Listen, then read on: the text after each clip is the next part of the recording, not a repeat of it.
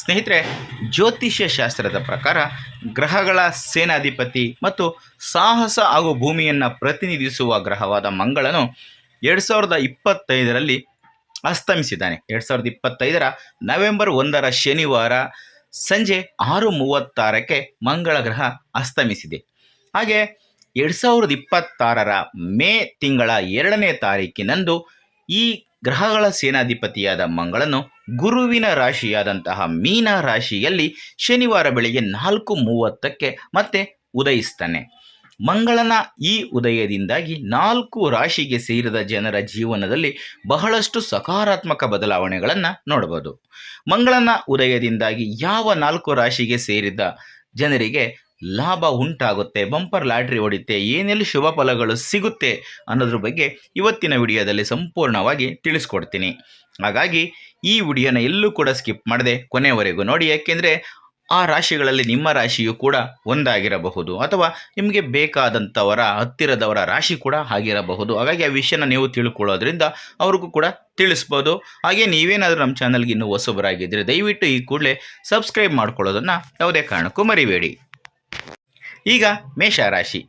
ಮೇಷರಾಶಿಗೆ ಸೇರಿದ ಜನರಿಗೆ ಗ್ರಹಗಳ ಸೇನಾಧಿಪತಿಯಾದಂತಹ ಮಂಗಳನ ಉದಯವು ಪ್ರತಿಯೊಂದು ಕ್ಷೇತ್ರದಲ್ಲಿಯೂ ಕೂಡ ಅಪಾರ ಲಾಭವನ್ನು ತಂದುಕೊಡುತ್ತೆ. ಈ ಅವಧಿಯಲ್ಲಿ ಮೇಷರಾಶಿಗೆ ಸೇರಿದ ಜನರಿಗೆ ಹೊಸ ಕೆಲಸ ದೊರಕುವ ಯೋಗ ನಿರ್ಮಾಣಗೊಳ್ಳುತ್ತೆ. ಜೊತೆಗೆ ಈ ಮಂಗಳನ ಉದಯದಿಂದಾಗಿ ಅದೃಷ್ಟದ ಬಾಗಿಲು ತೆರೆಯುತ್ತೆ ಅಂತಲೇ ಹೇಳ್ಬೋದು.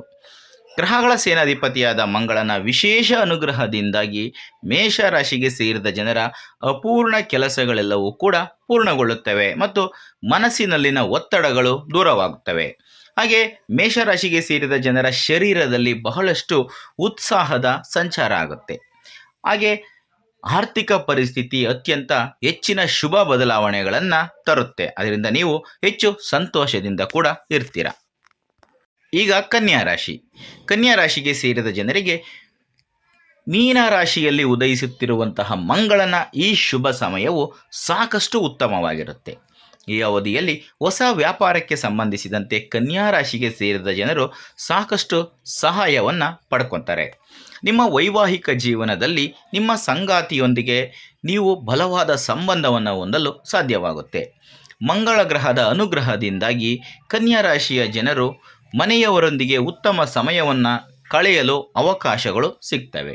ನಿಮಗೆ ಧನಲಾಭಕ್ಕಾಗಿ ಉತ್ತಮ ಮಾರ್ಗಗಳು ಗೋಚರಿಸುತ್ತವೆ ಮತ್ತು ಹೊಸ ಕೆಲಸವನ್ನು ಶುರು ಮಾಡುವುದರಿಂದ ನಿಮಗೆ ಅಪಾರವಾದಂತಹ ಯಶಸ್ಸು ದೊರಕುತ್ತದೆ. ವೈವಾಹಿಕ ಜೀವನಕ್ಕೆ ಸಂಬಂಧಿಸಿದಂತೆ ನಿಮಗೆ ಸಾಕಷ್ಟು ಉತ್ತಮವಾಗಿರುತ್ತೆ ಈ ಸಮಯ. ನಿಮ್ಮ ಸಂಗಾತಿಯೊಂದಿಗೆ ಉತ್ತಮ ಸಾಮರಸ್ಯವನ್ನು ಹೊಂದುವುದರೊಂದಿಗೆ ನಿಮ್ಮಿಬ್ಬರ ನಡುವಿನ ಪ್ರೀತಿ ಹೆಚ್ಚಾಗುತ್ತೆ.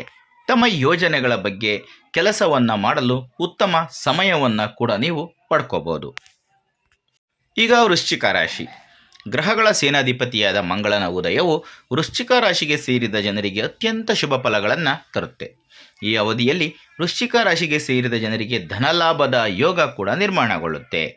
ನಿಮ್ಮ ಆದಾಯವನ್ನು ಹೆಚ್ಚಿಸಲು ಹೆಚ್ಚಿನ ಮಾರ್ಗಗಳು ಗೋಚರಿಸುತ್ತವೆ. ಮಂಗಳನ ಶುಭ ಪ್ರಭಾವದಿಂದಾಗಿ ನಿಮ್ಮ ಬೌದ್ಧಿಕ ಸುಖ ಸಮೃದ್ಧಿಯಲ್ಲಿ ಹೆಚ್ಚಳವಾಗುತ್ತೆ. ಪ್ರತಿಯೊಂದು ಕ್ಷೇತ್ರದಲ್ಲಿಯೂ ಕೂಡ ನಿಮ್ಮ ಗೌರವ ಮತ್ತು ಖ್ಯಾತಿ ವೃದ್ಧಿಯಾಗುತ್ತೆ. ಇದರೊಂದಿಗೆ ನಿಮ್ಮ ಆತ್ಮವಿಶ್ವಾಸ ಕೂಡ ಹೆಚ್ಚಾಗುತ್ತೆ.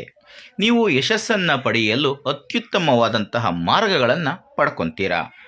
ಹಾಗೆ ಮಂಗಳನ ವಿಶೇಷ ಅನುಗ್ರಹದಿಂದಾಗಿ ನಿಮ್ಮ ಅಪೂರ್ಣ ಕೆಲಸಗಳೆಲ್ಲವೂ ಕೂಡ ಪೂರ್ಣಗೊಳ್ಳುತ್ತವೆ.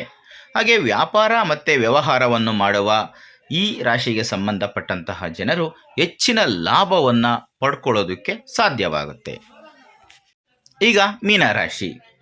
ಮೀನರಾಶಿಗೆ ಸೇರಿದ ಜನರಿಗೆ ಗ್ರಹಗಳ ಸೇನಾಧಿಪತಿಯಾದಂತಹ ಮಂಗಳನ ಉದಯವು ಸಾಕಷ್ಟು ಹೆಚ್ಚಿನ ಶುಭ ಪ್ರಭಾವವನ್ನು ಬೀರುತ್ತೆ.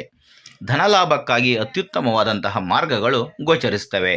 ಹಾಗೆ ವ್ಯಾಪಾರವನ್ನು ಮಾಡಲು ಮೀನ ರಾಶಿಗೆ ಸೇರಿದ ಜನರು ಉತ್ತಮ ಅವಕಾಶಗಳನ್ನು ಪಡೆಯುವುದರೊಂದಿಗೆ ಈ ಅವಧಿಯಲ್ಲಿ ನೀವು ನಿಮ್ಮ ವ್ಯಾಪಾರಕ್ಕೆ ಸಂಬಂಧಿಸಿದಂತೆ ದೊಡ್ಡ ನಿರ್ಧಾರಗಳನ್ನು ಕೂಡ ತೆಗೆದುಕೊಳ್ಳೋದಕ್ಕೆ ಸಾಧ್ಯವಾಗುತ್ತೆ. ಹಾಗೆ ಈ ಸಮಯದಲ್ಲಿ ಕಠಿಣ ಪರಿಶ್ರಮದ ನಂತರ ಯಶಸ್ಸನ್ನು ಗಳಿಸಲು ಉತ್ತಮವಾದಂತಹ ಸಮಯವನ್ನು ನೀವು ಪಡ್ಕೊತೀರಾ. ಹಾಗೆ ನಿಮ್ಮ ಸುಖ ಮತ್ತು ಸಮೃದ್ಧಿಯಲ್ಲಿ ಬಹಳಷ್ಟು ವೃದ್ಧಿಯಾಗುತ್ತೆ. ಜೊತೆಗೆ ಆರ್ಥಿಕ ಪರಿಸ್ಥಿತಿಯು ಕೂಡ ಸಾಕಷ್ಟು ಸುಧಾರಿಸುತ್ತೆ. ಮತ್ತು ಸಾಕಷ್ಟು ಸಕಾರಾತ್ಮಕ ಬದಲಾವಣೆಗಳನ್ನು ನೀವು ಪಡ್ಕೊತೀರಾ. ಮಂಗಳನ ಶುಭ ಪ್ರಭಾವದಿಂದಾಗಿ ಮೀನ ರಾಶಿಗೆ ಸೇರಿದ ಜನರು ಹೊಸ ವಾಹನವನ್ನು ಖರೀದಿಸಬೇಕೆಂಬ ಆಸೆಯನ್ನು ಇಟ್ಕೊಂಡಿದ್ರೆ ಆ ನಿಮ್ಮ ಆಸೆ ಈಡೇರುವ ಸಾಧ್ಯತೆಗಳು ಹೆಚ್ಚಾಗಿವೆ.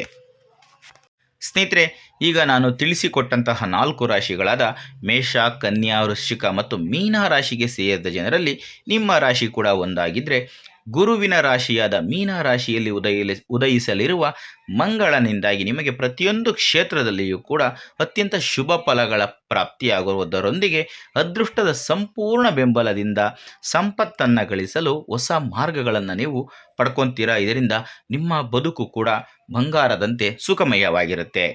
ಇದಿಷ್ಟು ಇವತ್ತಿನ ವಿಡಿಯೋದಲ್ಲಿನ ಮಾಹಿತಿ. ಈ ಮಾಹಿತಿ ನಿಮಗೆ ಇಷ್ಟ ಆದರೆ ಈ ವಿಡಿಯೋಗೆ ಒಂದು ಲೈಕ್ ಕೊಡೋದನ್ನು ಯಾವುದೇ ಕಾರಣಕ್ಕೂ ಮರಿಬೇಡಿ. ಇಂಥದ್ದೇ ಮತ್ತಷ್ಟು ಮಾಹಿತಿಗಳಿಗಾಗಿ ನಮ್ಮ ಚಾನಲನ್ನು ಸಬ್ಸ್ಕ್ರೈಬ್ ಮಾಡಿಕೊಂಡು ಪ್ರತಿನಿತ್ಯ ನೋಡ್ತಾ ಇರಿ. ಮುಂದಿನ ವಿಡಿಯೋದಲ್ಲಿ ಮತ್ತೊಂದು ಹೊಸ ರಾಶಿ ಹೊಸ ವಿಷಯದೊಂದಿಗೆ ಸಿಗ್ತೀನಿ. ಎಲ್ರಿಗೂ ಕೂಡ ಒಳ್ಳೆಯದಾಗಲಿ. ಧನ್ಯವಾದಗಳು.